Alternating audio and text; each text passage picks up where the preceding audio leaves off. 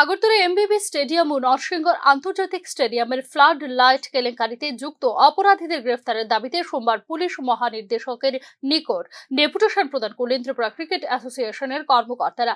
2017 সালে আগরতলা এমবিবি স্টেডিয়াম ও নরসিংগড় আন্তর্জাতিক স্টেডিয়ামের ফ্লাড লাইট সংক্রান্ত ব্যাপারে চুক্তিপত্র অনুযায়ী 10 কোটি টাকার কাজ আরকেএসপি এজেন্সিকে দেওয়া হয়েছিল, কিন্তু এজেন্সি থেকে অতিরিক্ত বিল আদায় করে এজেন্সি থেকে তহবিলের অপব্যবহার করা হয়েছে বলে অভিযোগ করেন ক্রিকেট অ্যাসোসিয়েশনের কর্মকর্তারা। ফ্লাড লাইট সংক্রান্ত দুর্নীতির সঙ্গে জড়িতদের গ্রেফতারের দাবিতে পুলিশ মহানির্দেশকের নিকট ডেপুটেশন প্রদান করে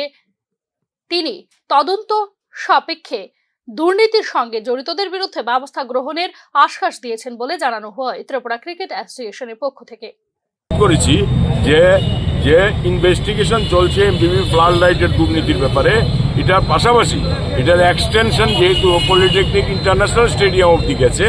ওখানেও যেন ইনভেস্টিগেশন করা হয়। এবং আমার সাথে একমত হয়েছেন ডিজিপি সাহেব এবং বলেছেন যে এটা ভালো হয়েছে, আমরা দেখব